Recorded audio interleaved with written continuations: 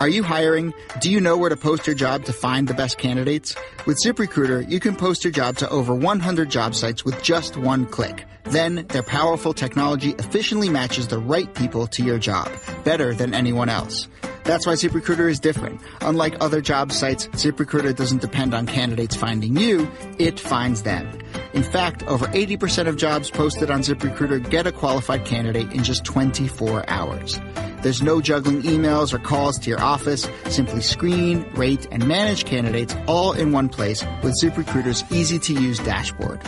Find out today why ZipRecruiter has been used by businesses of all sizes to find the most qualified candidates with immediate results.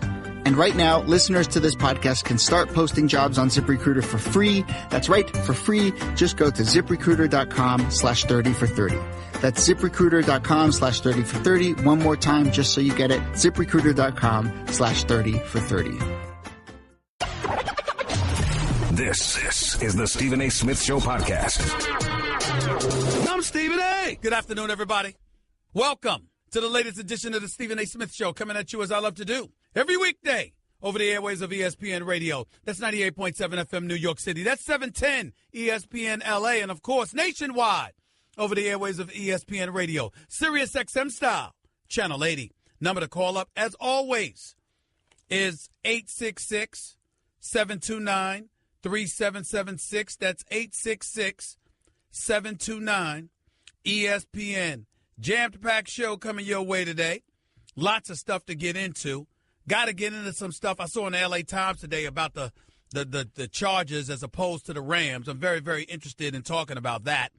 So definitely we'll get into that. Some quarterback issues going on in New York City pertaining to the New York Jets. Lots of stuff to get into as well in regards to that. We'll be talking about both teams in L.A. and New York today. I definitely will get into that. And, of course, I'll touch on the Dodgers because they just look like a juggernaut right now. Lots of stuff to get into in regards to that. Some of the Hall of Fame speeches, some of the things that were said.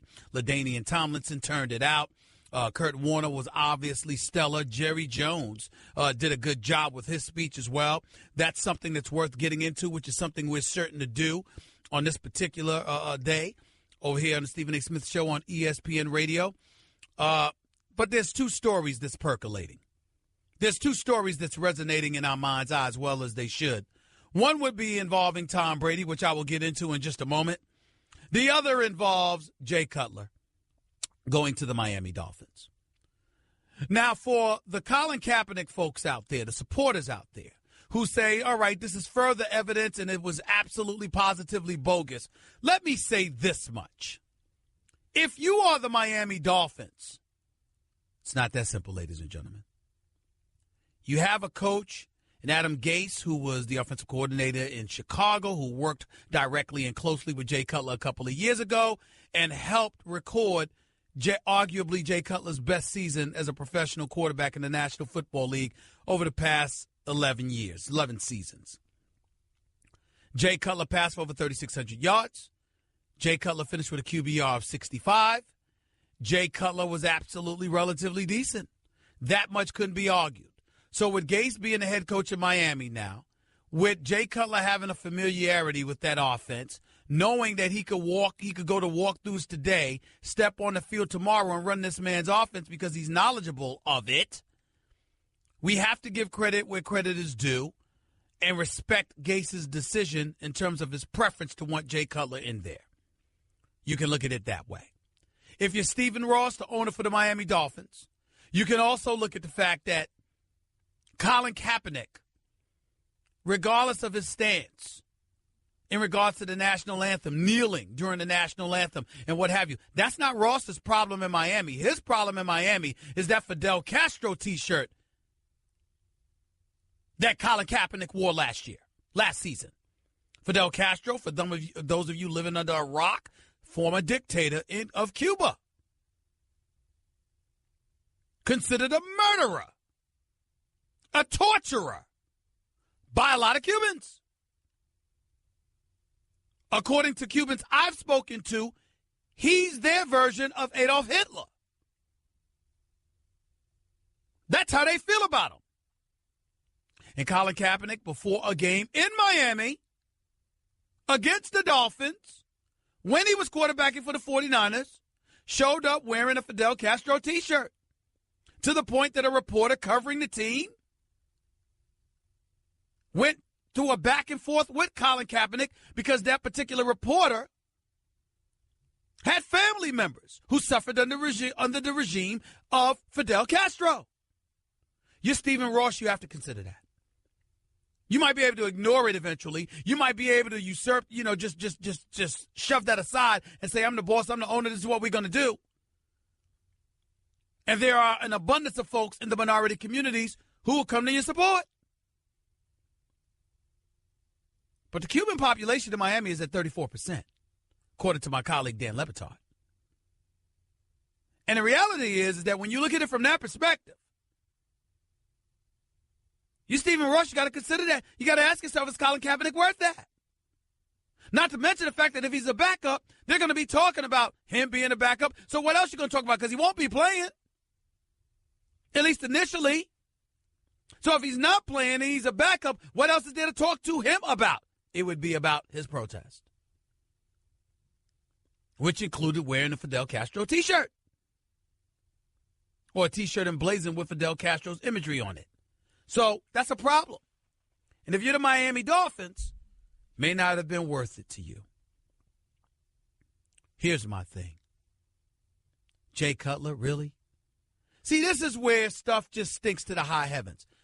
11 years, 1 playoff berth, 8 times, 8 seasons, the man was 500 or worse.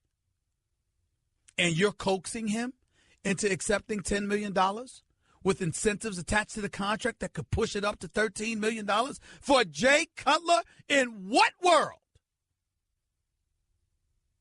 does this man deserve that? I mean, what a travesty. Now, I've said this before, and I'll say it again. I consider Jay Cutler to be the worst quarterback in football. And it has very little to do with his talents. I know he can fling that football. I know he's tremendously athletic.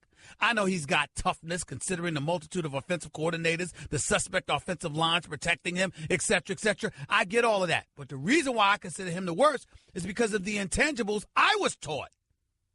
Came with the position. Leadership. Galvanizing the troops. Inspirational play, etc. When the hell has that been associated with Jay Cutler? Miami wasn't going to do much with Ryan Tannehill as far as I'm concerned, and they damn sure ain't going to do much with Jay Cutler. Despite the fact that Kenny Stills can ball, and Jarvis Landry's a star, and Jay Ajayi is big time. You got Jay Cutler. Good luck. Good luck. 866-729-ESPN. That's 866-729-3776. The other thing I wanted to get into was Tom Brady. 5-time champion. Greatest quarterback of the modern day era in a lot of people's eyes.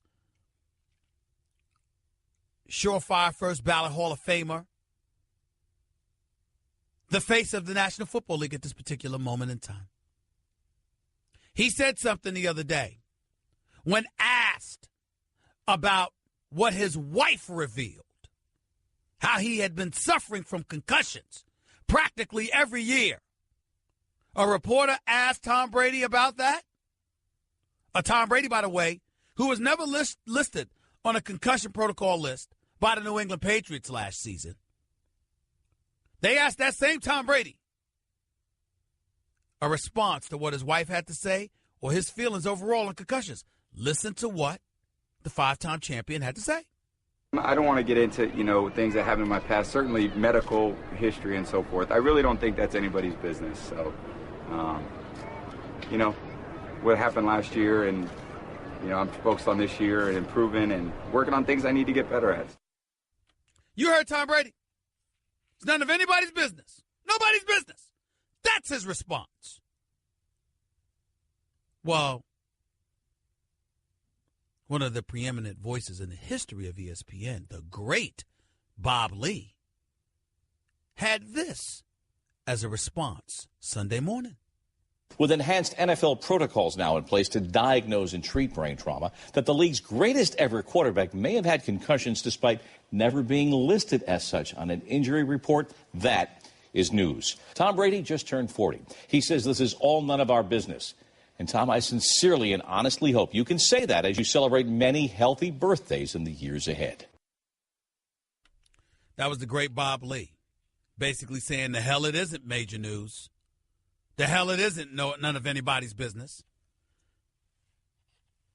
And Bob Lee would have reason to say that. In case you missed the study, Boston University study finds CTE in 110 of 111 brains of former NFL players. A Dr. Ann McKee examined the brains of 202 deceased football players and found that 110 of the 111 brains of former NFL players had chronic traumatic encephalopathy, which is CTE. The results were published in the Journal of the American Medical Association. The brains were donated by families of former NFL players who showed signs of the disease. The study was not conducted on a set of random former NFL players, and Dr. McKee notes tremendous selection bias in the samples. The study went on to show that high school players in the study had mild cases, while college and professionals had more severe cases. CTE was found in 177 of the 202 brains. And the disease can cause impaired judgment, aggression, memory loss, and depression. CTE can only be diagnosed post-mortem. The study examined players as young as 23 years of age and as old as 89. The brains were also from all player positions, including 44 linemen, 10 linebackers, 17 defensive backs, and 7 quarterbacks. That's why Bob Lee said what he said. That's why Tom Brady and what he had to say was nothing short of irresponsible. And if this were anybody else, what would we be saying to them? Tom Brady could sit up there and talk about it's none of anybody's business. He's wrong. Asking him about his wife and family, that's none of their business. That's none of anybody's business. Asking him about his personal relationship and his personal life, that's none of his business. But if the NFL says that you're supposed to list players suffering from these issues, and they didn't do so, we need to be looking at the New England Patriots. If what Gisele Bündchen, Tom Brady's wife, had to say was absolutely correct. Got to look at the New England Patriots in that regard. But more importantly, if you're Tom Brady, the face of the NFL, the statesman for the NFL by and large, I can understand you not wanting to reveal anything. I can understand you saying, I'm not going to touch on that right now. I'm moving forward. I need to play football. But to sit up there and say it's none of anybody's business, well, if it's none of anybody's business, why do you have an abundance of retired players and even some former players come into the defense of retired players in pursuit of exorbitant dollars from the coffers of the National Football League because of their role, purportedly, supposedly, in disguising concussions and the potential effects of CTE? It's a legitimate question. And you would think that somebody as star-studded as Tom Brady would be thinking about something other than just himself or his team. This is an issue that transcends both, one would think. Evidently, he doesn't feel that way. 866-729-ESPN is the number to call up. That's 866-729-3776. By the way, I know a lot of you had already gotten a Zebra. And are you getting happy Z's as a result? By the way, you're welcome. As for the rest of you, what's the holdup? There are too many of you snoring and being a nuisance to everyone around you. I need you to stop procrastinating and deal with this now and get a Zebra, please. Why do I know there are millions still snoring? Because I used to be one of you.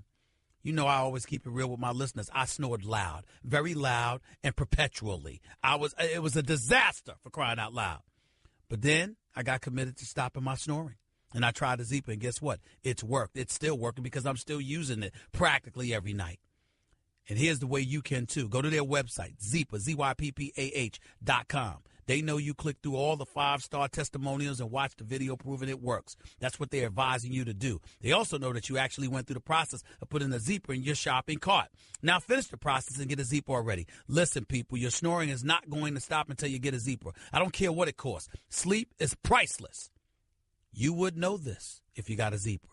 That's why I'm telling you to go get it. Stop procrastinating. Go to Zyppah.com. That's ZYPPAH.com. Remember, Zyppah is Happy Z, spelled backwards. Your phone calls and more in a minute with Stephen A. on ESPN Radio.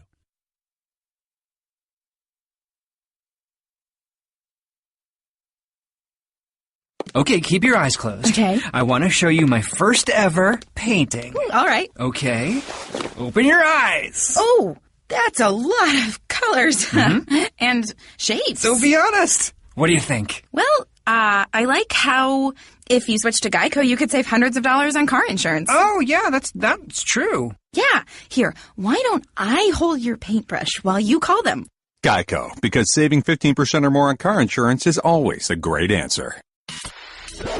You're listening to the Stephen A. Smith Show podcast.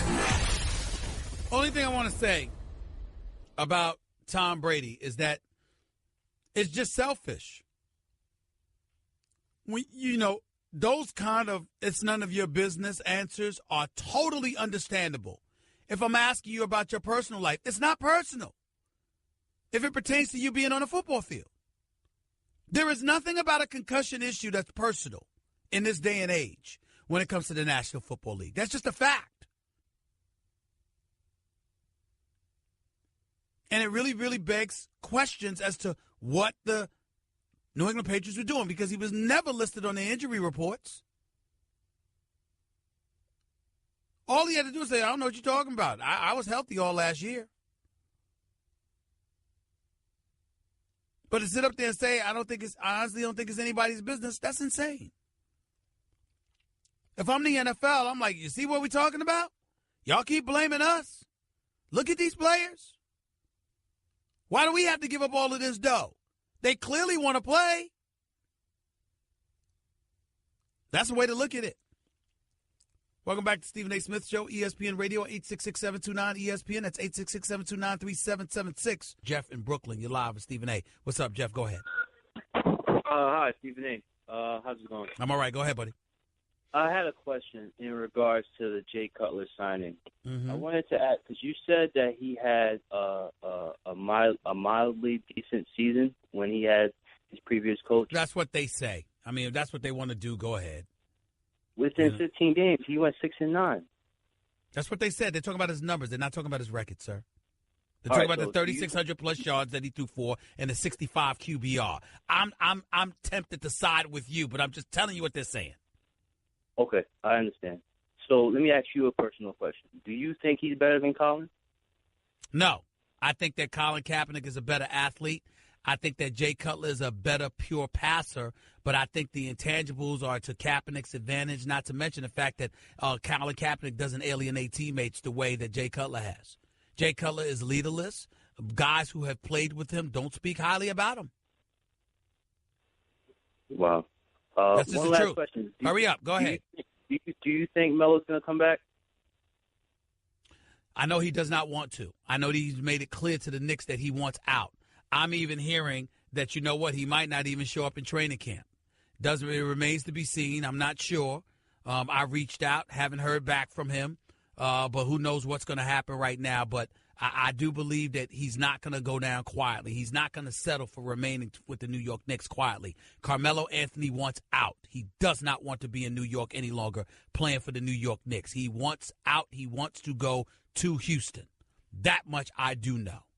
That's all I can tell you right now. Appreciate the call. Let's go to Alan in Long Island. You're live with Stephen A. What's up, Al?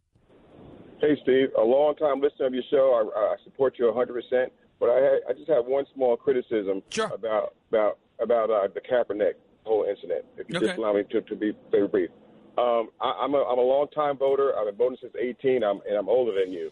But it hurts me when you continue to say that he's a flaming hypocrite because of his whole kneeling down and not saying he was going to vote. Question being, I was very upset with the last elections, but shortly after the election was over, a calmer peace came over me when the other party won, because now if it wasn't for us, the people lack of voting, coming out to vote, so on and so forth, we would never have known all the things that we have found out in the last 6 months of the party that's in play right now. So opposed like to what? What things have we found out? Oh, how malicious the other party can be, how connected they are with the foreign countries, or all. That's the not true. You're wrong. You're wrong. We've always known. The progressive side, the leftists, They've always known that. They've always explained that. The differences between the two sides and the two parties, there's nothing new.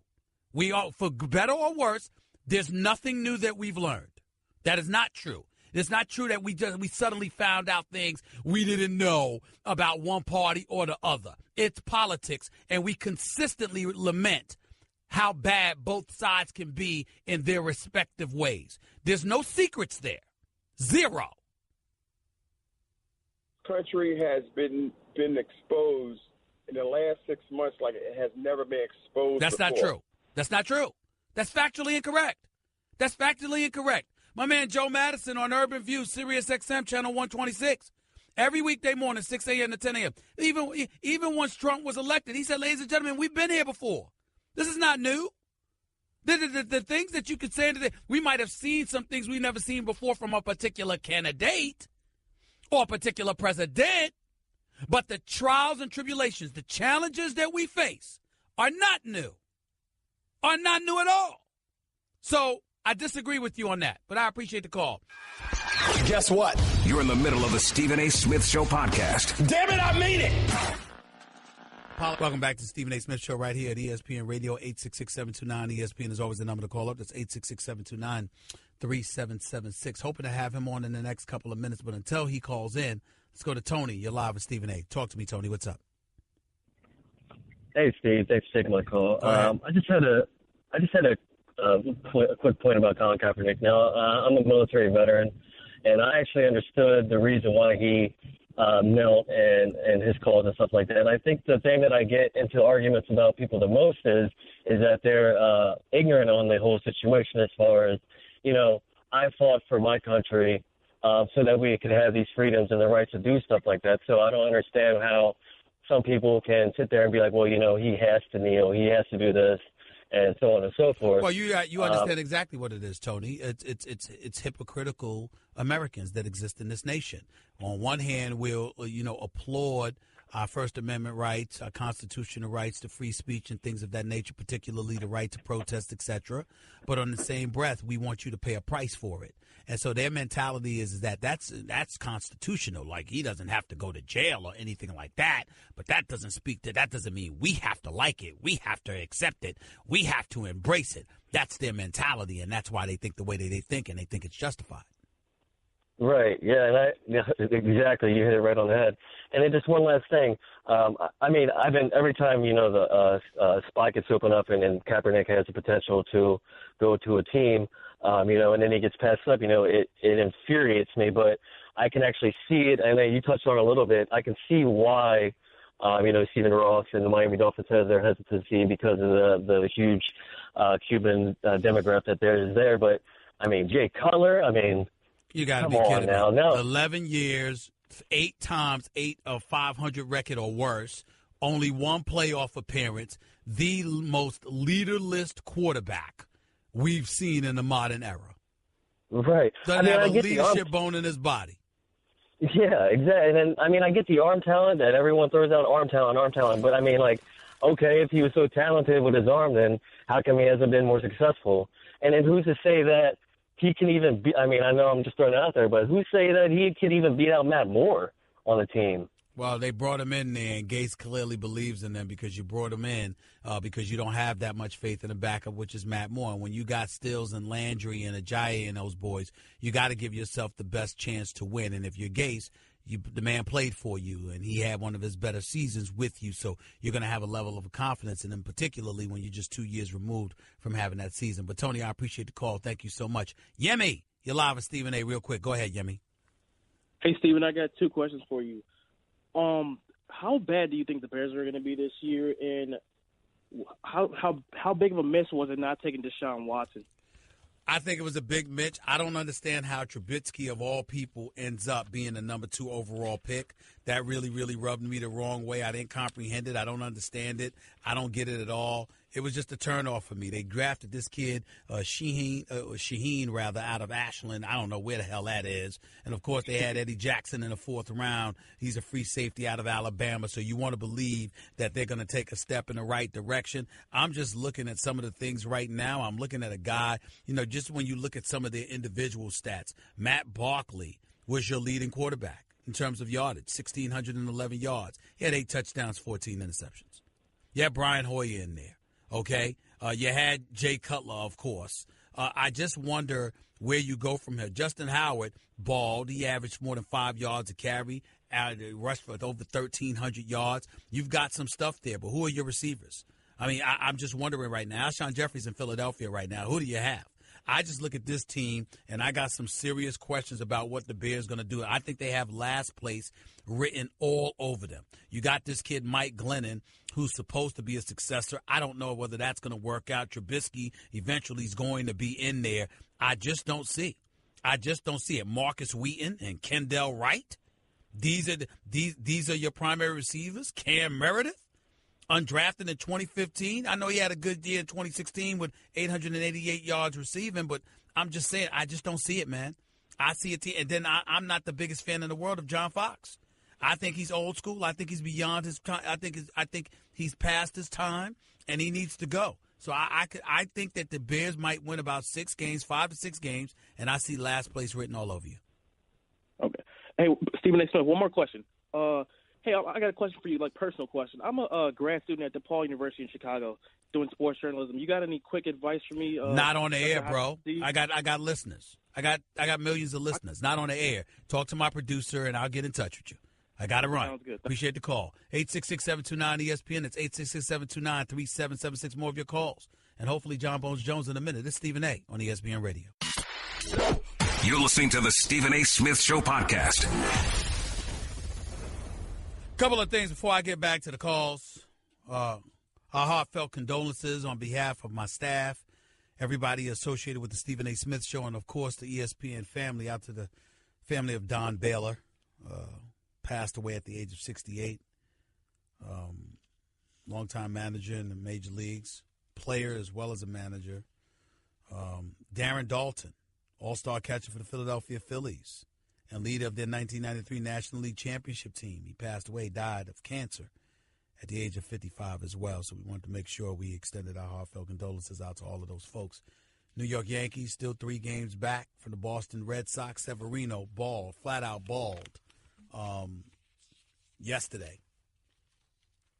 He looked sensational. Throwing 100 miles an hour. Gave up 2 hits. 8-1 victory. Struck out 9 over 6.2 innings. Yankees won 8-1 over the Indians at Progressive Field in Cleveland. Over his last 5 starts, he's 9-4 with a 2.41 ERA. Has allowed just 3 earned runs over 32.2 innings with 38 strikeouts for a 4-0 record and a 0.83 ERA. That's in the span of his last 5 starts. Got 2 different sliders. Got a changeup throwing 100 miles an hour consistently. Only 23 years of age. Schooled by the great former pitcher Pedro Martinez. And by the way, this is the same Severino that was 0-8 with an 8.50 ERA in 11 starts last year. I don't know about the rest of y'all, but Pedro Martinez would be hired as a pitching coach for me right away. I mean, this dude. I mean, whatever the hell he's done with this kid, it's something else.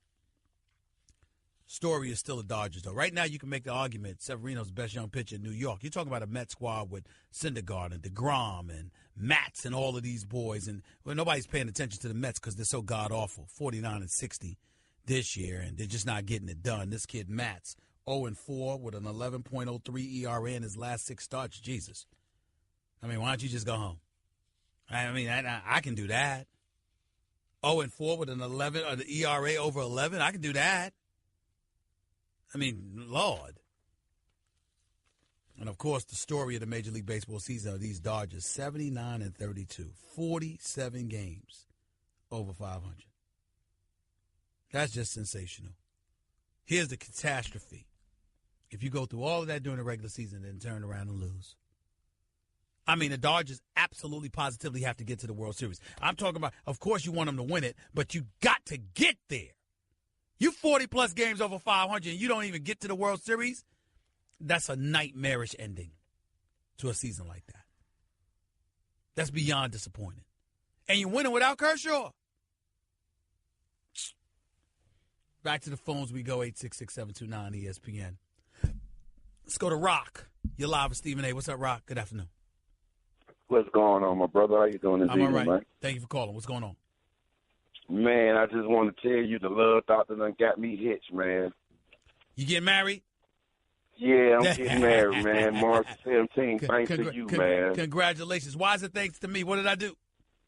Because you steered everything right back in the right spot. Then taking a note at the 10 of Love book. Hey, I played some music for it, man, and said what I had to say. Everything went perfect, man. Listen, I'm not telling you, I'm not talking about myself because obviously I'm not married. You see what I'm saying? But there's the people out there like yourself and others. You got that special someone, and it ain't just about the one you with. It's about the one you can't live without.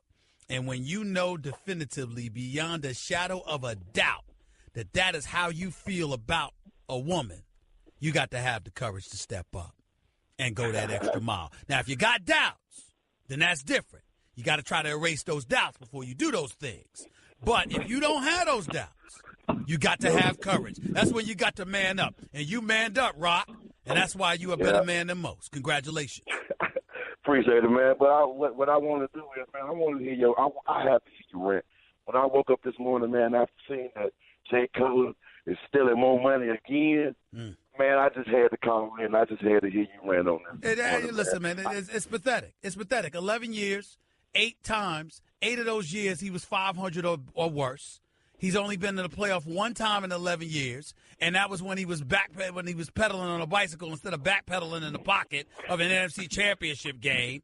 He lacks inspiration. He doesn't seem to care. He just has this ambiance about him that says, I'm fine. Life is cool. I don't know about the rest of y'all. Obviously he's got a beautiful wife and family, so he's living larger than most. And I just don't understand how somebody could try to coax him out of retirement, successful at it, giving him $10 million plus incentives that could push it to $13 million. I don't know what the hell he's done to earn such money, but if Don King is going to say only in America, damn it, that's what I got to flow with. Only in America. Yeah. All right. But maybe he might do a Marlboro commercial or a beer commercial for him. Maybe so. The way he was looking all fat and nasty when the wife was taking the pictures of him, maybe that's exactly what he's been doing, drinking a bunch of brews. I don't know. Good luck to Miami, though. We'll see what you're getting. I got to run, Rock. I appreciate the call and congratulations, buddy. Let's go to Mustafa real quick. You're live with Stephen A. Go ahead. Sports and politics, they always should be different from one another. But in this Kaepernick situation, they're going hand in hand. It has become abundantly clear that Kaepernick is being blackballed. All the 32 owners are hesitant in signing him. And anyone who says otherwise are rejecting the truth blindly, just like Jason Garrett was in the press conference when he was talking about the Lucky Whitehead kid. So we're looking at this situation here. I understand from an owner's perspective, you have to appease the public in a certain extent, but it can't go this far. When you have individuals who are not qualified getting the job over people who are, there is a problem. It's sending the wrong message, and this is something that it's been going on for a long time, I know, but it's completely wrong. It's completely unethical. But I understand why the people don't want Colin Kaepernick, but he should not be getting destroyed like this. I mean, it's just he's being ostracized. His girlfriend with some of those tweets haven't helped. When you sit there and depict Ray Lewis and Steve Bisciotti in that light, knowing they were considering bringing you on board, that didn't help your cause. If you're Colin Kaepernick wearing a Fidel Castro T-shirt for a team that you ultimately was going to try to play for, that didn't help your cause. So it's not just the kneeling of the national anthem, it's other things as well. And then if we're going to talk about the business of the National Football League, let's be clear, this is not the NBA. You heard Mark Cuban speak about how Colin Kaepernick would be embraced, not ostracized by the NBA. He's absolutely right.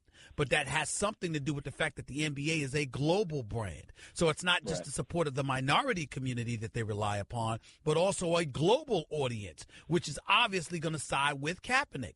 But here in America, you have a large segment of the white populace that look at him and say the nerve, the unmitigated gall of him, and that's how they approach it, and that's what he has to deal with. Mustafa, I got to go. I appreciate the call, buddy. Thank you so much. That's the reality.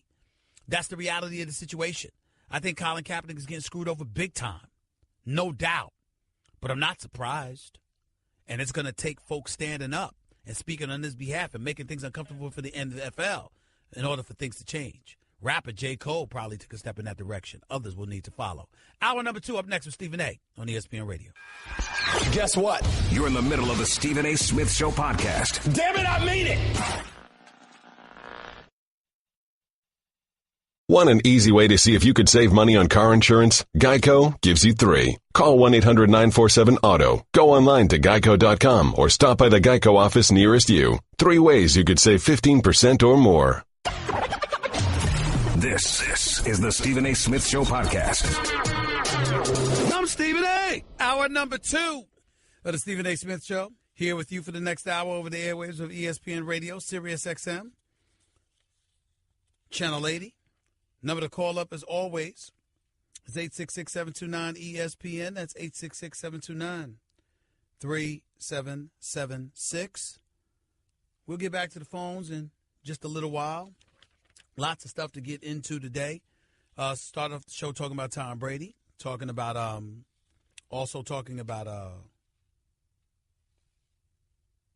Jay Cutler, Colin Kaepernick. Those storylines ain't going anywhere. A couple of NFL stories I wanted to get to, by the way. Number 1 is the Jets quarterback situation. So you got Josh McCown, Christian Hackenberg, and Bryce Petty. Bryce Petty's really on the outside looking in. Christian Hackenberg is with the second unit. Manish Mehta for the New York Daily News wrote a column today basically talking about how this quarterback competition is an absolute farce. McCown has worked exclusively with the first-string guys, with the starters, through the first 7 practices, while Hackenberg has taken second-team reps. So that's not really a quarterback competition. I do believe it's a travesty that the New York Jets don't have a definitive number 1 or that they're not announcing number 1. This is obviously a journey. We got to find out what Hackenberg is worth, what he can deliver, what he can bring to the table. McCown is 38 years old, 13 more years of experience than Hackenberg. Hackenberg is a dude that, what is he? He's 6'4", 228. Is indecisive in the pocket, takes too many sacks. Even though in 11-on-11 team drills, according to Manish Mehta, he hasn't thrown an interception. The point is he seems hesitant and reluctant in the pocket. I got to admit, I expected more from Bryce Petty. I really, really did. I expected him coming out of Bill. I thought he was going to do some damage. I didn't think that he was going to be so quiet. Apparently not nearly as productive as I thought he was going to be. That's very unfortunate. I'll be the first to admit that. The other thing that was of interest in me is watching these teams, because I don't expect the Jets to have much of an offense. It's going to be interesting to see what the Giants are going to do because you got Brandon Marshall, Sterling Shepard. Hopefully that he'll be healthy and ready to go, particularly for the season opener, at least a few weeks after. But with Odell Beckham Jr. and Brandon Marshall in the lineup, and Brandon Marshall not needing to be a number 1, I think that's going to bode well for the New York Giants. I think Brandon Marshall could be your slot receiver. I think he could be your number 2 receiver. I think he could be your tight end because he's big enough. I think all of those things work well for Brandon Marshall, and that's something that you can't ignore. The problem I have with the New York Giants is where's your running game? And by the way, where's your offensive line to protect Eli Manning, who's as stationary as they come? I know he's been able to win 2 Super Bowls in spite of all of that, but he's not getting any younger. And what are you going to do to protect them? The defense improved tremendously last year. I expect that to continue. I think the Giants will be fine. The question is, what are they going to be able to do with that? You got one good team and one sorry team. I'm not disrespecting the Jets, but the personnel that you have in place, it just doesn't seem impressive. I don't understand how the Jets are going to win more than 3 games. And I'm just being nice about it, to be quite honest with you, because I don't even know if anybody can say definitively what they're going to do.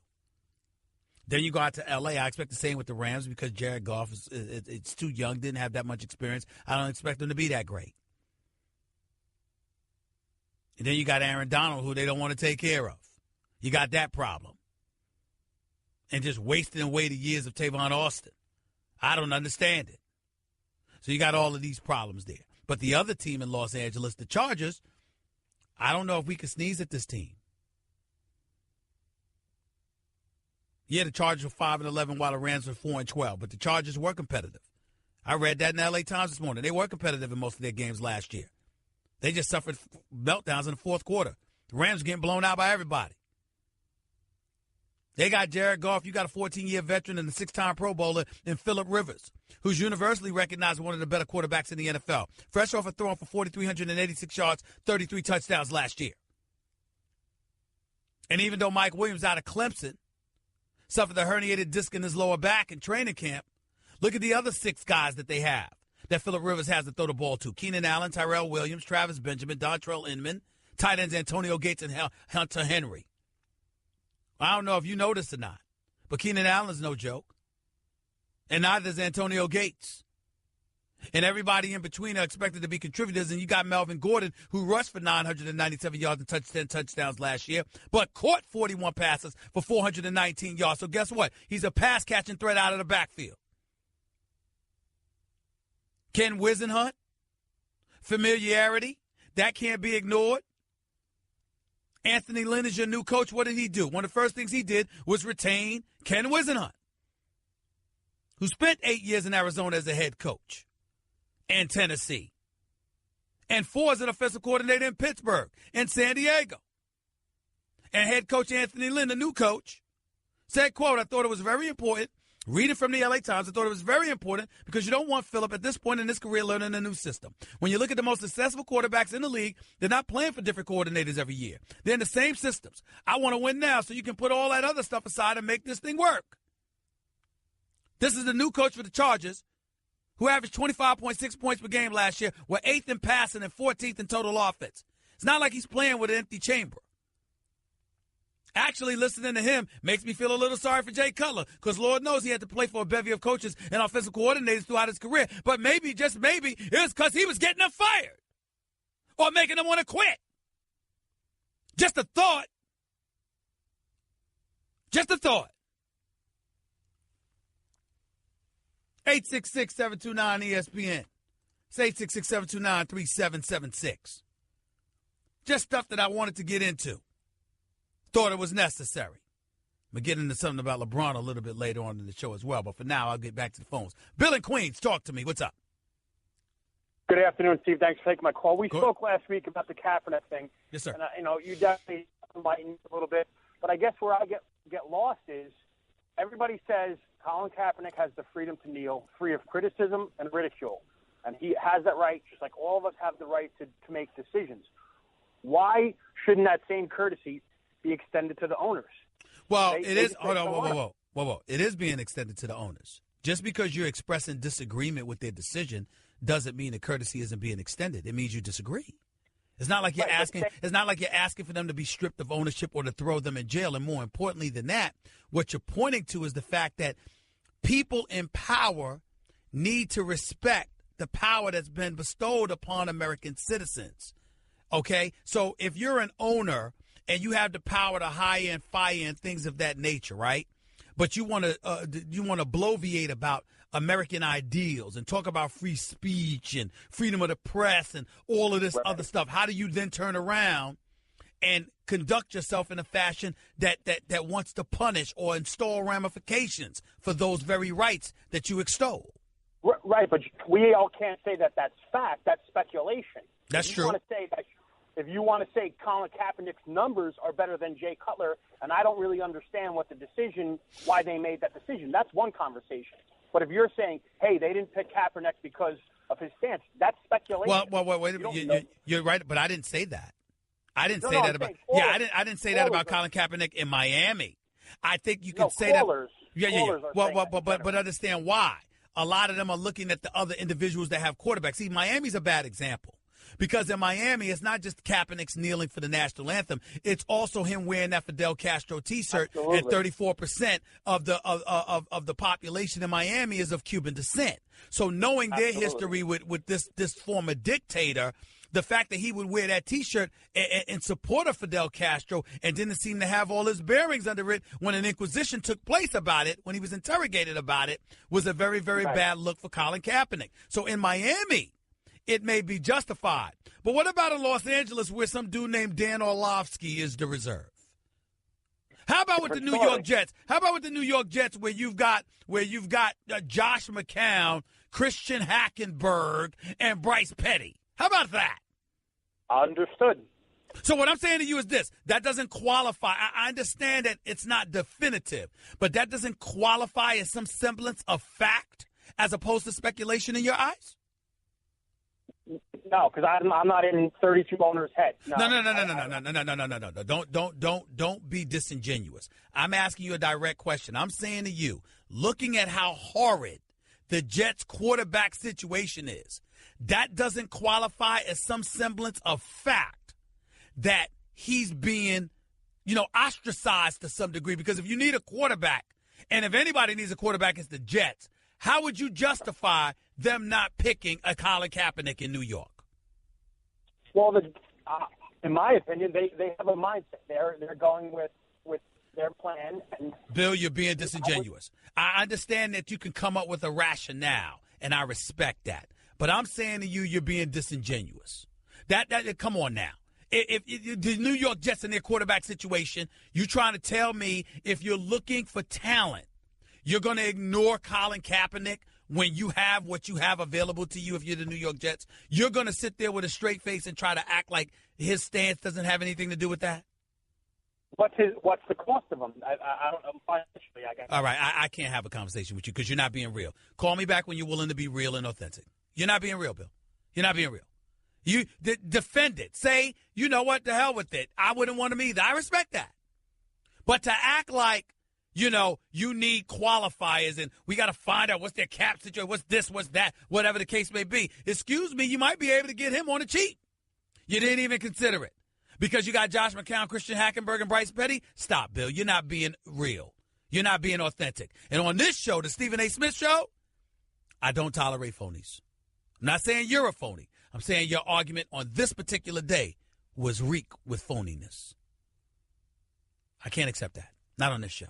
More of the Stephen A. Smith Show on ESPN Radio in a minute. You're listening to Love Advice with Leanne. Caller, you're on the air. Hi, Leanne. Longtime listener, first-time caller. Why, in your professional opinion, do you never take my calls off the air? Is this Carl? Yep, it's Carl. I mean, we had a few dates. Everything was great. I thought, Well, when you switch to Geico, you could save a lot of money on car insurance. Okay, awesome. You should call them. I will. Geico, because saving 15% or more on car insurance is always a great answer. You're listening to the Stephen A. Smith Show podcast. I'm chilling at home this weekend, and you see news circulating about how LeBron James is on Instagram, and it shows, I went and looked at the video. It's my job, and you see him playing the video, Meek Mill. I was playing a song, rather, by Meek Mill. I won't lose or I can't lose, whatever it is. I don't remember exactly what it is. I think that's what it is. And, and he's talking about that in preparation for next season and beyond, I guess. And all I can think about is you lost 5 finals. What do you mean you can't lose? Yeah, you can. You have. Right now, you're the runner-up. So I that's just what came to my mind. I mean, please don't get me wrong. I know he's one of the greatest in the world. I get it. But the flip side to it is that, you would think that if you lost, you'd just disappear. Go away quietly and just come back on a mission. I'm going to wreak havoc. I'm going to wreck shop. I'm going to destroy any and all in my path. There's nothing wrong with that. Absolutely, positively nothing wrong with that. But it's like, when the Golden State lost last year, I didn't hear a word from them. They were just waiting for this season. I mean, we saw that they got KD, and KD made noise by deciding to go there, but you didn't hear much from the Golden State Warriors. LeBron loses, and 3 days later, he's making videos on the day that they're having their parade. It's like, you lost, bro. I know brand building and all of that other stuff. I mean, he's already a damn near billionaire. He's the real deal. I got it. But in the same breath, it's like, come on now. I mean, you lost. And everybody talk about Kyrie like, he chopped liver. I'm arguing with my man Max Kellerman today on First Take on ESPN, as we are every weekday morning. And Max Kellerman, I know that Kyrie's not LeBron. I know he's not better than LeBron. I know he could never be the player that LeBron is. But it's one thing to be second fiddle. It's another thing to be treated like a stepchild. I said, hell, even Scottie Pippen wasn't no stepchild. And when Max Kellerman refuted that, I want to call ESPN security and have him removed. I want to call the bosses and have him banned from talking about the sport of basketball. Scottie Pippen? A stepchild? I know he's not Michael Jordan, never was, never will be, never could. But who could? Kyrie can't beat LeBron. Who can? He's the best in the world. But to treat Kyrie like, oh, my goodness, I'm so blessed to be in your presence, as if this brother didn't average 29 during the finals or 27 in the finals the year before when they won. As if he don't close. As if you would be a champion if you didn't have him as a teammate, LeBron. Just like LeBron when they won a title without D-Wade. I mean, what is this? D-Wade ain't LeBron, never was, never will be. That brother going to the Hall of Fame, no. D-Wade? Yes, he is. One of the great players in NBA history without question. 3-time champion. What you think this is? I mean, people kill me, man. They really do. Alonzo and Cali, you're live with Stephen A. Talk to me, man. Thank you for having me. But, back to that LeBron thing. I have two questions. But to that LeBron thing, if it wasn't for D-Wade, Ray Allen, and Kyrie, LeBron would be 0-8. Think about that. Whoa, stop. No, I'm going to say 1-7. 1-7, okay. I think they beat Oklahoma City. They destroyed them. After Oklahoma City won that first game, Miami came back, won 4 straight, wiped them out. Wade kept giving them that push in the fourth quarter when it was getting close. No. What I'm saying to you is that he showed up, he handled his business. All right? Okay. And by this time, they had handled the mantle. But against the Spurs first go-round, Ray Allen saved the day with that jump shot. Okay? Against Golden State, you've got Draymond Green gets suspended for Game 5, and then Andrew Bogut and Iguodala getting hurt. So those two, to me, would have been losses. And that's why I would have been 1-7. Okay, well, I have two questions regarding the Kyrie thing. Do you have any updates on the trade market? And do you think if Minnesota offered Wiggins, you think the deal could be done? Since Kyrie, he doesn't want to commit to Phoenix. If Minnesota offered, no, he doesn't want to commit to Phoenix. He doesn't want to be there. He wants to go to Minnesota with Jimmy Butler and Karl Anthony Towns. Right. Would Minnesota give up Andrew Wiggins? They should. I'm not sure Cleveland would take just that. I think they want Wiggins, and they want picks. They want picks. Because they have about 2 first-round picks. Stephen A., if they were to get Kyrie Irving, right, I'd give him a shot to beat Golden State. Because if you were to put Kyrie against... Goodbye. We're not having that discussion. That's just idiotic. To think that Kyrie, Jimmy Butler, and Karl Anthony Towns are going to beat the Golden State Warriors, you're not talking basketball to me. You're not allowed.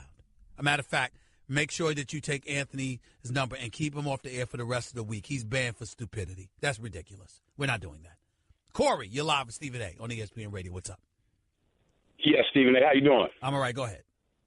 All right. Yes, Stephen A. Look, man, what you just talked about, I'm there. Look, man, LeBron is 1-2 against Steph Curry. He's 1-2 against Tim Duncan. And I just heard Max on TV with you just act like Tim Duncan ain't one of the greatest players ever. Can you or somebody please find out what Max is smoking? Because the way he explains LeBron is like LeBron is 15-0. And let me just say this, Stephen A. What does LeBron do better than Kyrie? He doesn't throw better than Kyrie. He doesn't shoot better than Kyrie. He gets on the elbow. He manages games. No. Whoa. Kyrie is no sidekick. Kyrie's big time. But Kyrie's not 6'8", 260. He's not a locomotive coming at you like that. He doesn't affect the game the way LeBron does. Kyrie's a finisher. He's a closer. He's a scoring machine. But he doesn't do all the things that LeBron does. He can't rebound and defend and pass like LeBron. He doesn't draw the attention that LeBron James draws. He's not on that level. He's big time, mad respect for him.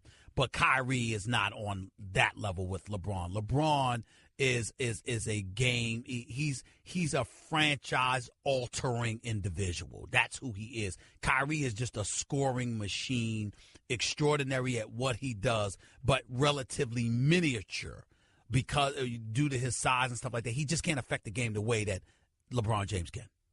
Well, in this neck of the woods, we thought the possession buckets that Kyrie made in those games was detrimental. And when he took the team to 2007 to the finals, didn't Allen Iverson do that with a team too? Allen Iverson did that with the team, but as the guy that covered Allen Iverson, I'm here to tell you right now, he was a scoring sensation.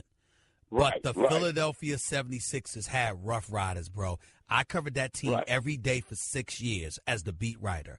And I am telling you, Eric Snow, Aaron McKee, George Lynch, Tyrone Hill, Dikembe Mutombo, Theo Ratliff before him, and these brothers, man, they would get up in you. And they wreaked such havoc defensively that it helped Allen Iverson. Not only did it enable him to score and he got to freelance and do his thing because he was a miniature scoring machine, but they also hit him defensively because Allen didn't have to defend anybody. He was allowed to spy because he was too small to defend anybody straight up.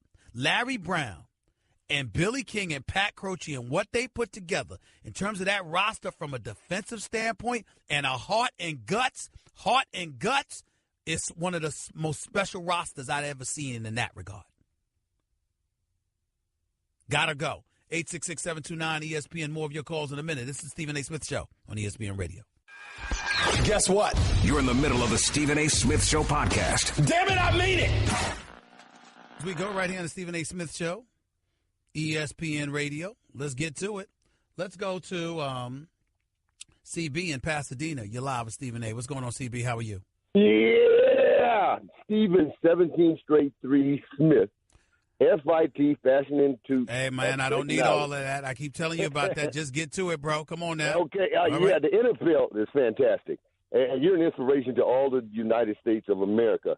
Where I'm going with this, though, Stephen A., is that Kaepernick, he seems to be clearly blackballed. It's egregious, blasphemous, and unconstitutional. Oh, but the Raiders, my Raiders will take them. You know, known for taking since the great John Madden, Stephen A., the Raiders have always taken trouble players, or back then they called. Hasn't that changed a little bit, though? Hasn't that changed a little bit? Yeah. Mm-hmm. I mean, think about it. I mean, the Raiders are moving in a forward direction. Why would you want to distract from beast mode? I think Kaepernick would be complimentary. No. I don't mean complimentary on the field. I'm talking about the headlines. Why would you want the headlines of Kaepernick's arrival to replace beast mode being in Oakland? I don't know if you want to do that. I don't know if you want to mess with that. Yeah. Well, I think the Raiders have always put themselves out on a limb. They have always been able to get some players there and some pieces, and they kind of put the past away. John Madden used to say, I don't care what you do. My brother, CB, you're not answering my question. You're giving me rationale and reasons, and I understand it. I respect it. I know there's a bunch of things we could come up with. I'm asking you a very simple question. Considering the hoopla surrounding the arrival of beast mode to his hometown of Oakland, playing in the silver and black, with those headlines combined with the Amari Cooper's Derek Carr's already being in uniform with Crabtree and the crew and being a potential Super Bowl contender, with the arrival of beast mode, why would you want to detract from that by bringing in the clear headliner that would be Colin Kaepernick for different reasons? Why would you want to do that? Because our backup quarterbacks last year, they stunk in the playoffs. Derek Carr, I'm not really all the way sold on him. I'm happy for him. I'm a Raider fan, and I like Derek Carr, but I'm not totally sold on him, Stephen A.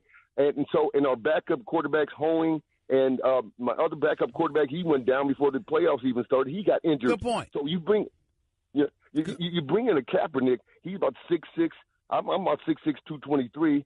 Kaepernick is about probably 6'6", 240. Right. And just the athleticism. And when he played against Miami, I believe last year, he threw for like 300 and something yards, and he ran for about 110 yards. Had no interceptions. He had one interception, but the receiver slipped down. So he has the potential there. And Kaepernick has gone to the Super Bowl and also the NFC championship. Okay. So the experience should be there. No, I mean, now listen. The biggest argument you made was the backup quarterback situation in Oakland. You're absolutely right about it. So I'm certainly not going to knock you for that. But I'm looking at Colin Kaepernick's stats here. He threw for 296 against Miami, 29 for 46, 296 yards, 3 touchdowns, 1 interception, a quarterback rating of 94. That was his best game of the season last year. I'm sorry, his second best game. His first game, he threw for 398 yards in a loss to New Orleans on November 6th, 41-23, 24-39, 398 yards, 2 touchdowns, 1 interception. Those were the 2 biggest games he had last year. Appreciate it, CB. Thank you so much. Let's go to Dwayne in Compton. You're live with Stephen A. What's up, Dwayne? Good afternoon. How are you? What's going on, Stephen A? Talk to me, big bro. Hey, a couple of things I need to holler at you about. I didn't get a chance to get on there with you on Friday when you was talking about the Aaron Rodgers comparison. Sure. Go ahead. One of the things I wanted to hit you about, why nobody ain't saying nothing about Steve Young. Steve Young is just as quintessential to Aaron Rodgers. Hall of Famer, great player. You know why they don't bring up? You want me to tell you the real reason why we don't bring up Steve Young nearly as much as we should? Because obviously he was great and he's a Hall of Famer. You want me to tell you the biggest reason why? I'm listening. Because if you bring up Joe Montana, why bother? Because he was the guy that succeeded Joe Montana. And Joe Montana sort of derailed his career by putting it on hold because he couldn't get the job ahead of Joe Montana. I got you. And my thing is, too, though, Stephen, you mentioned about Aaron Rodgers. You were saying, well, you know, the defense was basically popcorn. You know, they horrible. They couldn't hold nothing. Horrible. But I'm saying in the game of sports, what we're talking about? We're talking about points, right? Yeah, we are talking about points. So somewhere down the line, Green Bay did stop them, and Aaron Rodgers failed to score enough points. Let me ask you a question. I'm gonna get you right here with this, Dwayne. I'm gonna get you right here, okay? Dwayne, other than one game, I believe it was back in 2011, the year after they won the Super Bowl, when he had a horrible playoff performance against the Giants. Can you name a game watching Aaron Rodgers where it was his fault the team lost? What?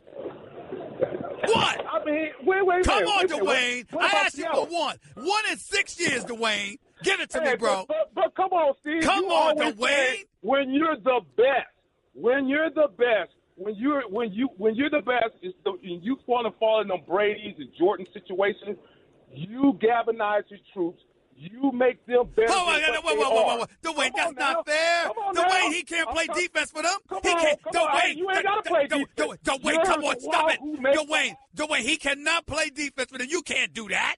You can't hold him accountable for that. I mean, them brothers couldn't play pop water. Come on, Dwayne. You saw them. Did you see what Kirk Cousins did to Green Bay's defense last year? Did you see that? They made Kirk Cousins look like Steve Young and Joe Montana combined. You give me all you backtracking. I'm not. Come on. Let's move on, Stephen. We're gonna move on from that. Now let's go back. I want to really ask you a question. When you made that, when you went on Sports Center and all that, and you were saying that LeBron went ahead and was talking, said about, he said if Kyrie was in front of him, I got called from a LeBron James confidant who told me that verbatim, and I said it on SportsCenter. That's what happened. Go ahead. Okay. So my question is this: did you not make a kind of similar statement? Maybe not to that aspect, but you have back in the day said something about Kevin Durant. About Melo. No, never about Melo? No, you mean Kevin Durant. No.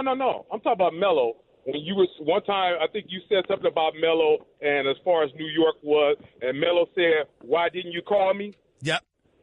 Okay, So my thing is this: even though LeBron, closest confidant or whatever, might have spoke that, I'm saying in that situation where things are kind of dicey between him and Kyrie, why couldn't you have picked up a phone and say, "Hey, LeBron, listen, no, this is a situation. I'm not saying where it came from." I did, Dwayne.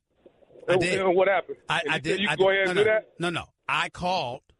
I could not reach him, and his confidants called me back. So, you have these guys that sometimes they speak directly, sometimes they send intermediaries. Anybody that covers sports or covers anything, that happens. You can cover politics, you can cover news, you can cover sports. There are individuals. You don't always have direct access to them. They send folks. You said you don't have direct access to LeBron. I did not. Okay, I did not. But you do, Stephen A. I know your phone Rolodex is really highly. Yes, it is. I know you got CP3. I know you got Melo. I know you got people who are close to LeBron that you could have hit, especially Melo. Time out. I got to go, but I need to say this to you, Dwayne. Are you listening to me clearly? I'm always. I said specifically a close confidant told me that. I didn't tell you who. You don't know if one of them wasn't the one who told me. I didn't say who. Gotta go. 866-729-ESPN. That's 866-729-3776. I'm not going to reveal who told me what. But if I tell you it's somebody close, it's somebody close. I have an obligation to tell you what the deal is and what the truth is. You can interpret it any way you want. But if LeBron James doesn't want somebody to have direct access to him because he wants plausible deniability, that's his prerogative and that's his right. But there are people who he allots to speak on his behalf. And we know who those people are covering this league. And so when I say this is what was said, this is what was said. And that's for other people to deal with. I'm the That's part of what we do in this business. 866-729-ESPN. That's 866-729-3776. Your calls to close out the show in a minute with Stephen A. on ESPN Radio. You're listening to the Stephen A. Smith Show podcast. The phones we go before we get on out of here for Stephen A. Smith Show, ESPN Radio. Let's go to Lamar and Cali. You're live with Stephen A. Lamar, talk to me. How are you? How you doing, Stephen A? I'm doing all right. Thank you for calling. What's going on? I just wanted to ask you, do you think that Roger Goodell is handling this situation with Kaepernick with class like it's not a matter of class. I think he's handling it wrong. And I think the reason why I say he's handling it wrong because don't be so quick to talk about how he's not being blackballed, how teams are just looking, for the best individual for their squad or whatever. It's clearly folks trying to send a message. Richard Sherman is absolutely right. Michael Bennett alluded to it. It's inescapable. We know what we're looking at. We know what we're seeing. And that can't be ignored. True. Because Adam Silver handled his situation in the NBA with class. We're getting rid of the Clippers owner and showed us that. Well, he does. Well, you got to remember, you're selling individuals in the sport of basketball more so than you're selling the NBA brand. Whereas in the NFL, you're clearly selling the NBA brand more than you're selling anything else. And that's what you have to take into account and pay considerable attention to. True. One more. Go ahead. Kansas City, you keep on saying Oakland is your favorite for the AFC West. No. Kansas City went 6-0 last year, and I'm just not. Listen. Kansas City's a damn good team, particularly their defense. I'm a huge fan of Andy Reid, who I've known for many years. I just don't have that much faith in Alex Smith. That's all. I know Kansas City is no joke. I know they're not to be underestimated. I'm just not sold on Alex Smith. I just think that ultimately Alex Smith is going to come up short. Maybe you're right from the standpoint that Kansas City will show up in a regular season and Alex Smith will wait till the rest of the season, till the postseason to fold like a cheap tent. I'm just not sold on them. I'm just not. Thanks a lot. Dave in Long Island, you're live with Stephen A. Real quick, Dave, go ahead. Hey, what's up, Stephen A? Just want to get your thoughts quickly on Marvin Bagley heading maybe to Duke or Marvin Bagley. I've heard about him. I've never seen him. I don't know much about him. Complete monster. I was just, maybe your thoughts on how the Knicks can project themselves. I just told you, my man, I've never seen him. I'm going to take a look at him when I get a chance, but I've never seen him. man. Like, he's just a beast. I got you. Have a nice day. You're not listening to me. You're talking, but you're not listening to me. Take it easy. Ed in Brooklyn, you're live with Stephen A. What's up, Ed? Hey, what's up, Stephen A? How you doing? I'm all right. Go ahead real quick, buddy. Go ahead, my man. Yeah, I got a trade that will keep LeBron in Cleveland and also get him by Golden State. At the trade deadline, you trade Kevin Love and Kyrie Irving for Russell Westbrook and Paul George. I don't know if Cleveland would want to do that. And the reason why is because you've got Paul George, who's going to be a free agent. You've got Russell Westbrook, who can get out as well. They may want to stay. If you are Oklahoma City, who's to say that Kyrie is not going to leave you for a year later? Then you're having to move him, and what kind of assets that you're going to get. If you're going to lose Russell Westbrook, it needs to be for a long-term solution or a bunch of picks and a younger player or whatever the case may be. Paul George is planning on going to Los Angeles.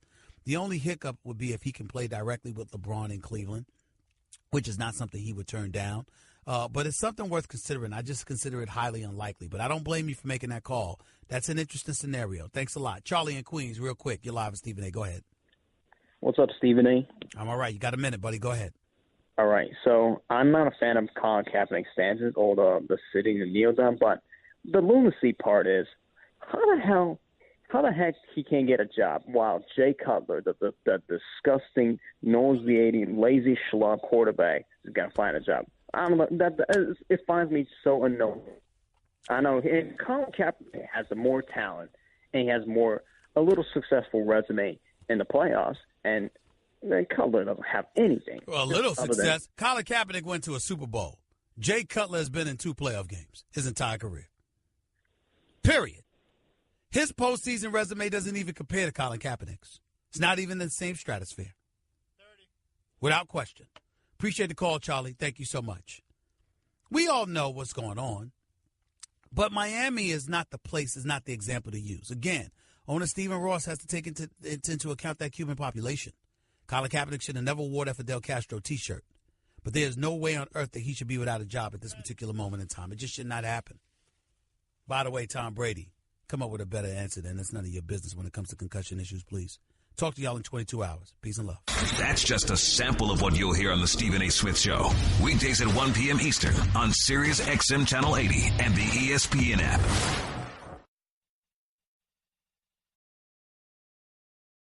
Are you hiring? Do you know where to post your job to find the best candidates? With ZipRecruiter, you can post your job to over 100 job sites with just one click. Then, their powerful technology efficiently matches the right people to your job, better than anyone else. That's why ZipRecruiter is different. Unlike other job sites, ZipRecruiter doesn't depend on candidates finding you, it finds them. In fact, over 80% of jobs posted on ZipRecruiter get a qualified candidate in just 24 hours. There's no juggling emails or calls to your office. Simply screen, rate, and manage candidates all in one place with ZipRecruiter's easy-to-use dashboard. Find out today why ZipRecruiter has been used by businesses of all sizes to find the most qualified candidates with immediate results. And right now, listeners to this podcast can start posting jobs on ZipRecruiter for free. That's right, for free. Just go to ZipRecruiter.com/30 for 30. That's ZipRecruiter.com/30 for 30. One more time, just so you get it. ZipRecruiter.com/30 for 30.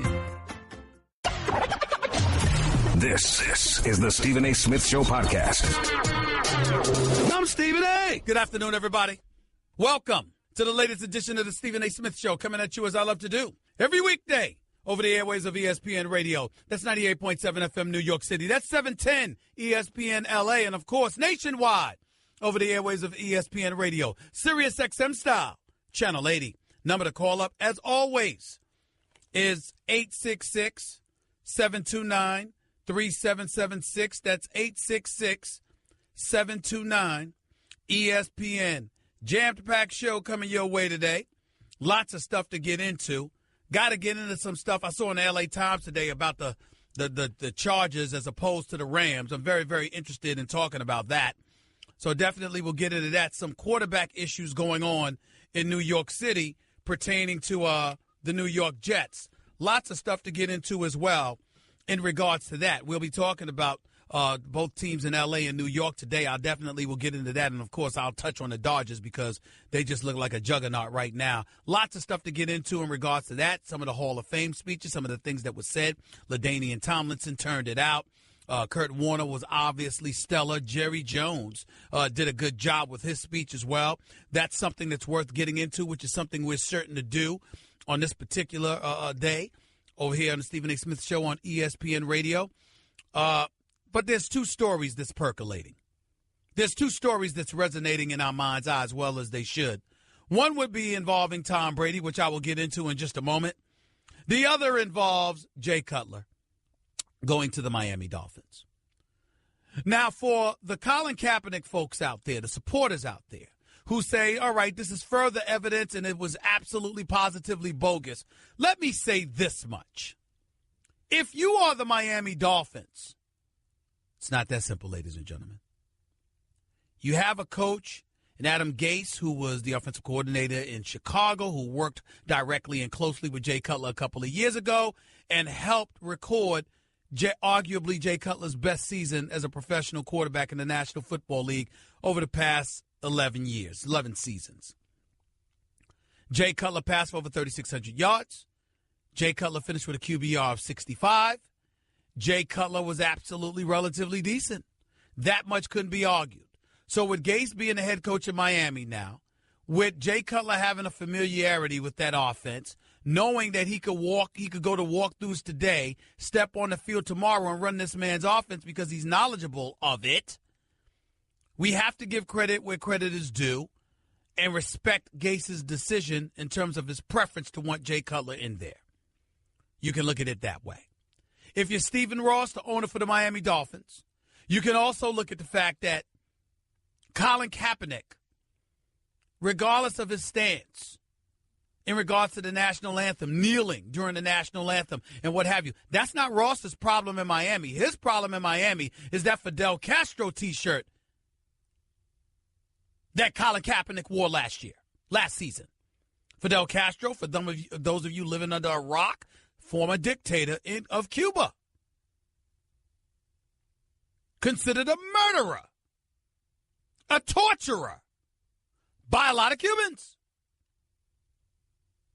According to Cubans I've spoken to, he's their version of Adolf Hitler. That's how they feel about him. And Colin Kaepernick, before a game in Miami against the Dolphins, when he was quarterbacking for the 49ers, showed up wearing a Fidel Castro T-shirt, to the point that a reporter covering the team went through a back and forth with Colin Kaepernick because that particular reporter had family members who suffered under the regime of Fidel Castro. You're Stephen Ross, you have to consider that. You might be able to ignore it eventually. You might be able to usurp, just shove that aside and say, I'm the boss, I'm the owner, this is what we're going to do. And there are an abundance of folks in the minority communities who will come to your support. But the Cuban population in Miami is at 34%, according to my colleague Dan Lebron. And the reality is that when you look at it from that perspective, you, Stephen Ross, you got to consider that. You got to ask yourself, is Colin Kaepernick worth that? Not to mention the fact that if he's a backup, they're going to be talking about him being a backup. So what else you going to talk about? Because he won't be playing, at least initially. So if he's not playing and he's a backup, what else is there to talk to him about? It would be about his protest, which included wearing a Fidel Castro T-shirt or a T-shirt emblazoned with Fidel Castro's imagery on it. So that's a problem.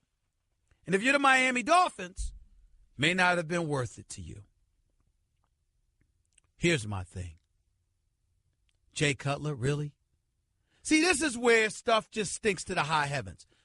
11 years, one playoff berth, 8 times, 8 seasons, the man was 500 or worse. And you're coaxing him into accepting $10 million with incentives attached to the contract that could push it up to $13 million for Jay Cutler? In what world does this man deserve that? I mean, what a travesty. Now, I've said this before, and I'll say it again. I consider Jay Cutler to be the worst quarterback in football.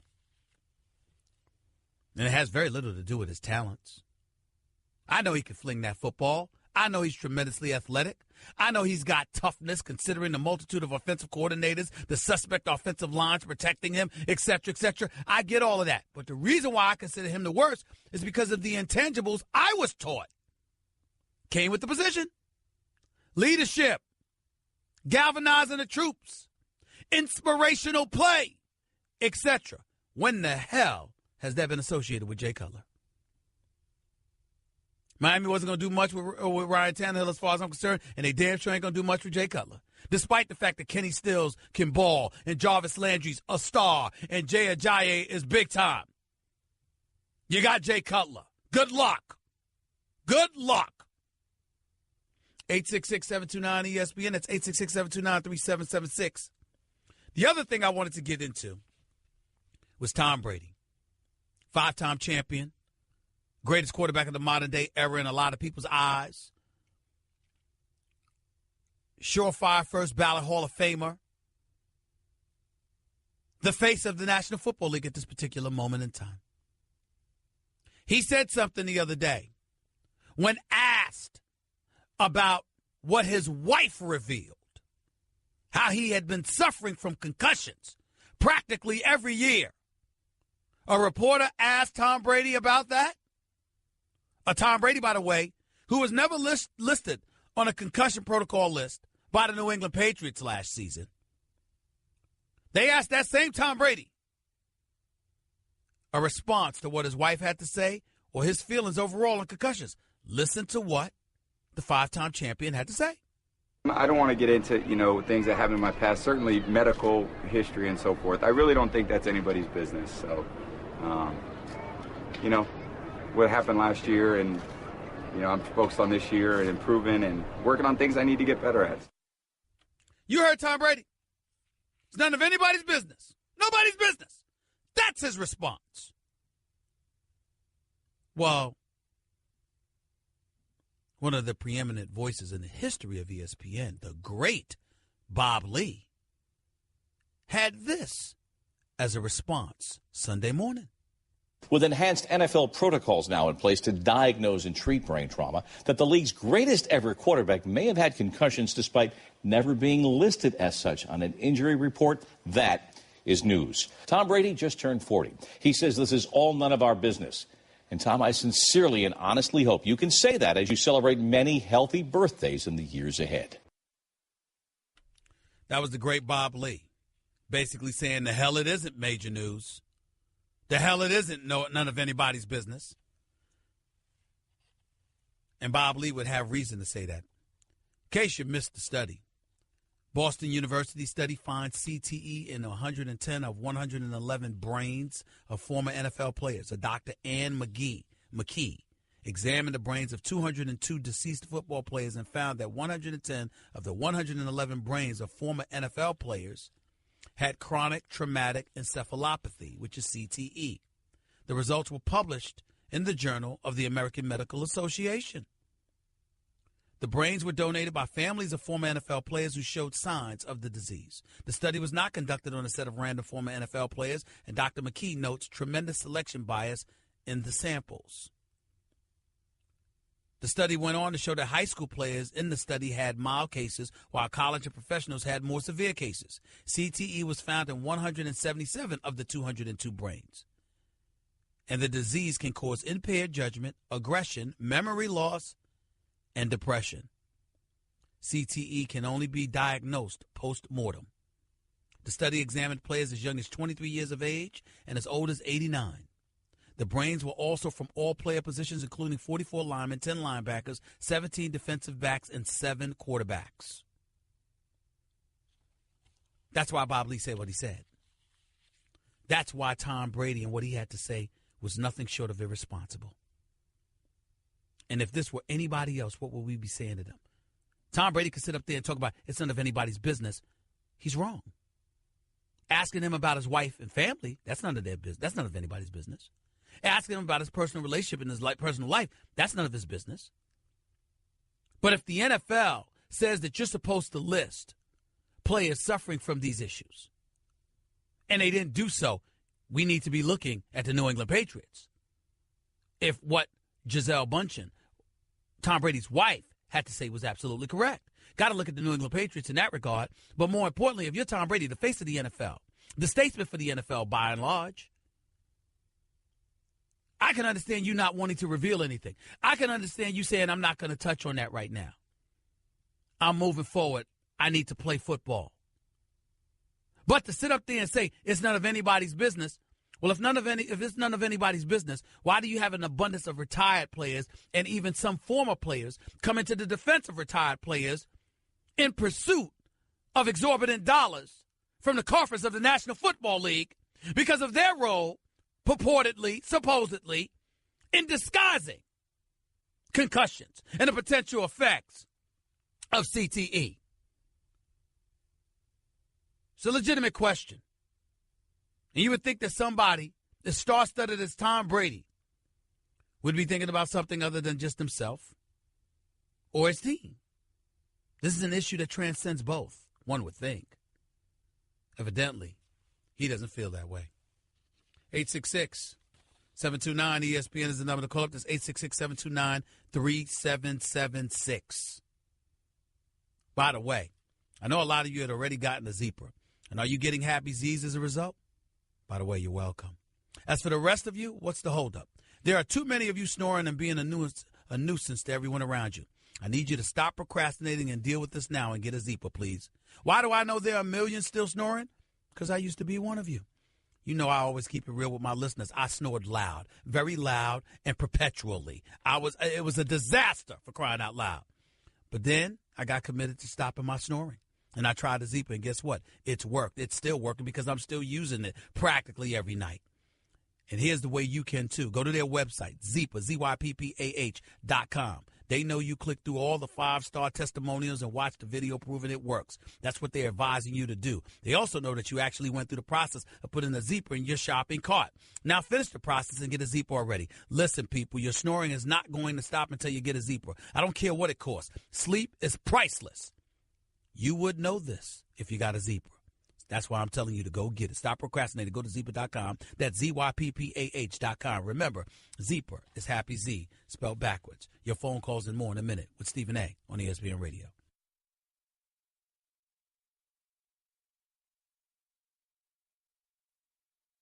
Okay, keep your eyes closed. Okay. I want to show you my first ever painting. All right. Okay.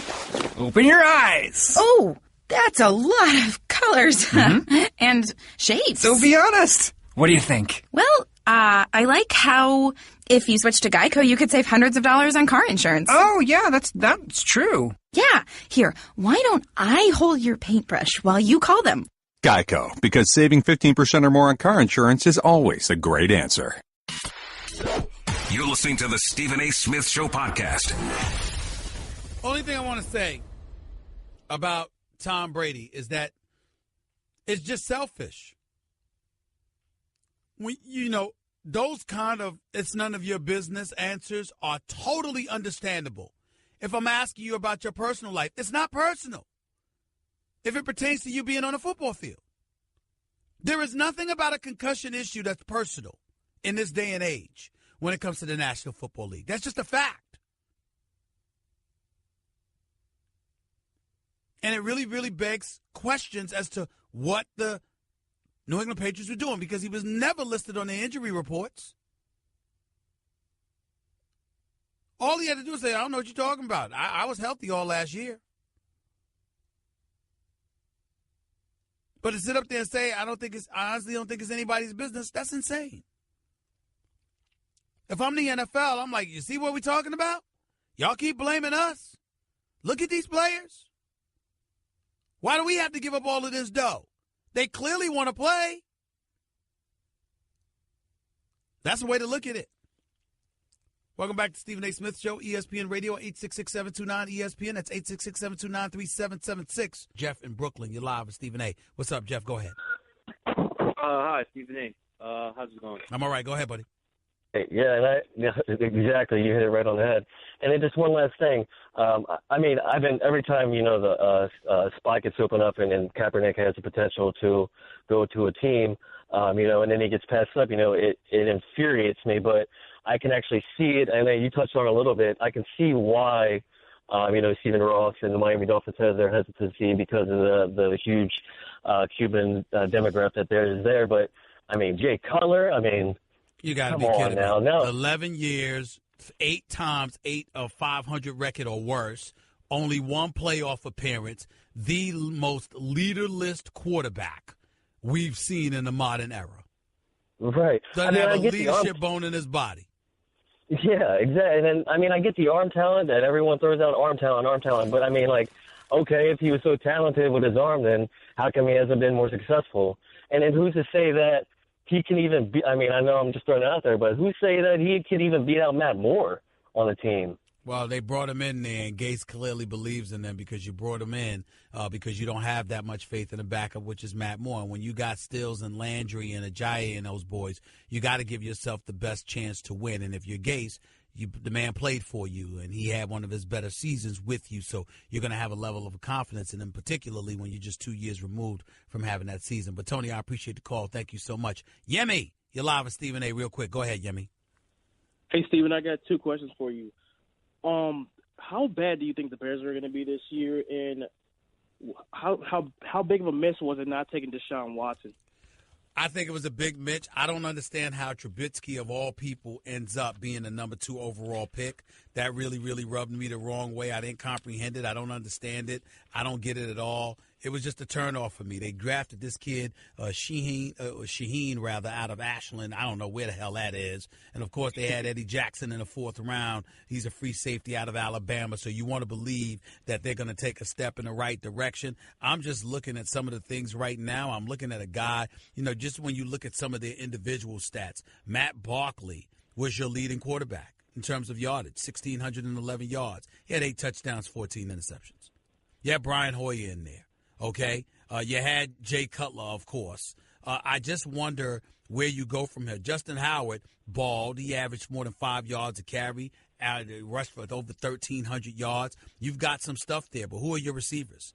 I'm just wondering right now. Alshon Jeffrey's in Philadelphia right now. Who do you have? I just look at this team, and I got some serious questions about what the Bears are going to do. I think they have last place written all over them. You got this kid, Mike Glennon, who's supposed to be a successor. I don't know whether that's going to work out. Trubisky eventually is going to be in there.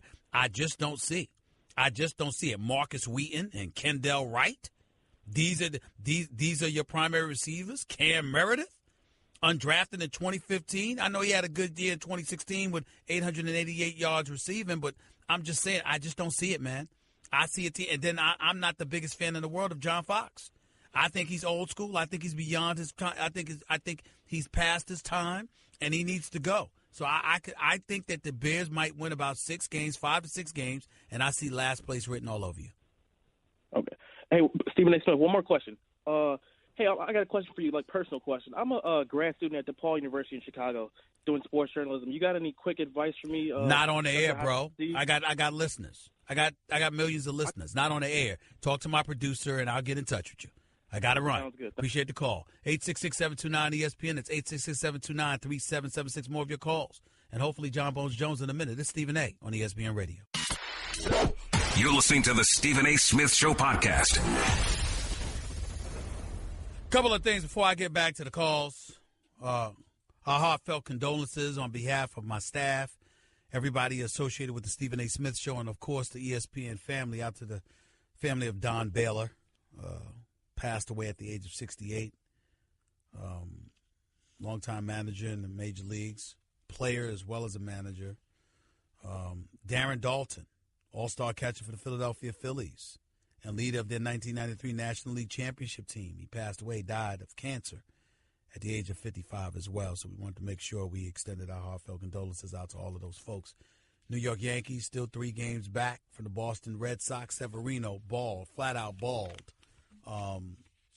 Yesterday, he looked sensational, throwing 100 miles an hour, gave up 2 hits, 8-1 victory. Struck out 9 over 6.2 innings. Yankees won 8-1 over the Indians at Progressive Field in Cleveland. Over his last 5 starts, he's 9-4 with a 2.41 ERA, has allowed just 3 earned runs over 32.2 innings with 38 strikeouts for a 4-0 record and a 0.83 ERA. That's in the span of his last 5 starts. Got 2 different sliders.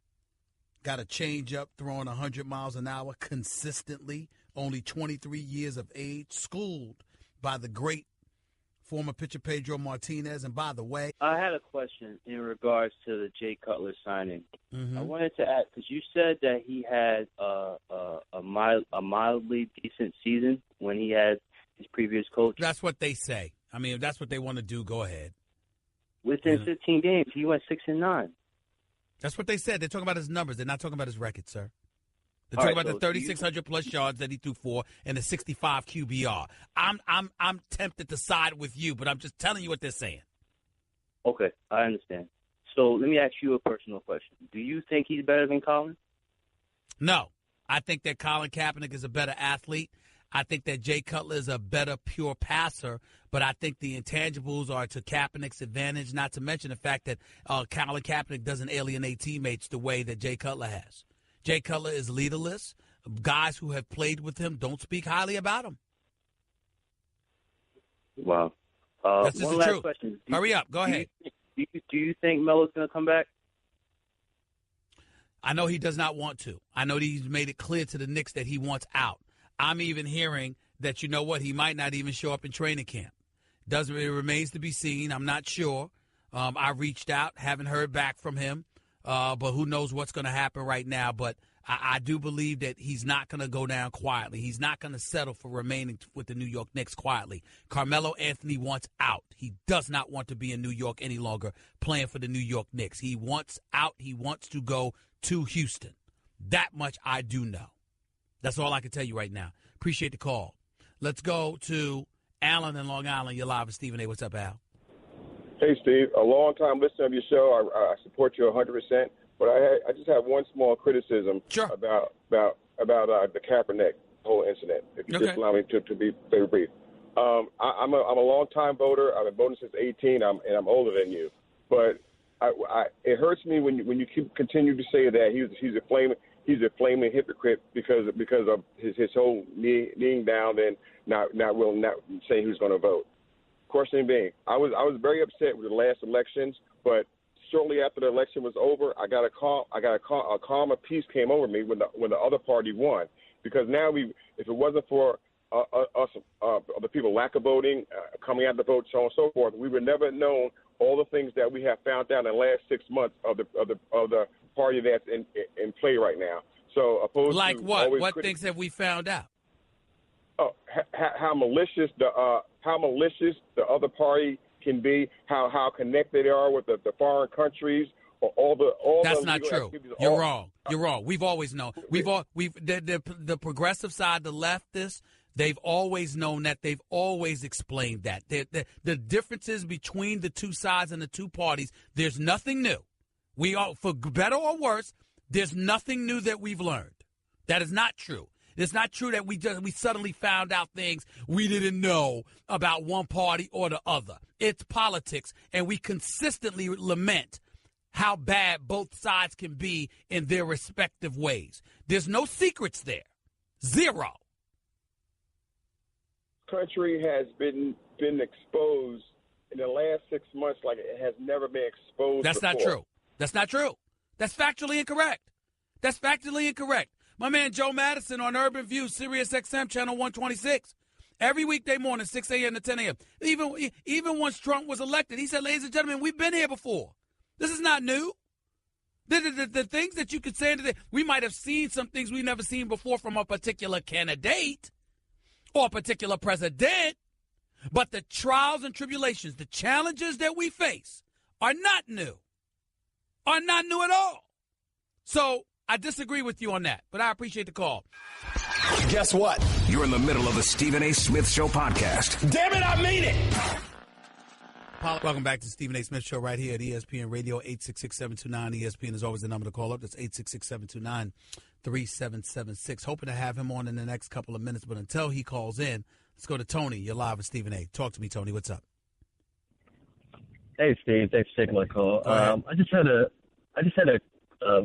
quick point about Colin Kaepernick. Now, I'm a military veteran, and I actually understood the reason why he knelt and his cause and stuff like that. And I think the thing that I get into arguments about people the most is that they're ignorant on the whole situation as far as, I fought for my country so that we could have these freedoms and the right to do stuff like that. So I don't understand how some people can sit there and be like, well, he has to kneel, he has to do this, and so on and so forth. Well, you understand exactly what it is, Tony. It's hypocritical Americans that exist in this nation.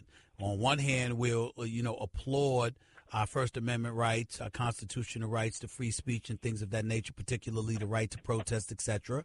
But on the same breath, we want you to pay a price for it. And so their mentality is that that's constitutional. Like, he doesn't have to go to jail or anything like that. But that doesn't mean we have to like it. We have to accept it. We have to embrace it. That's their mentality, and that's why they think the way that they think, and they think it's justified. Right.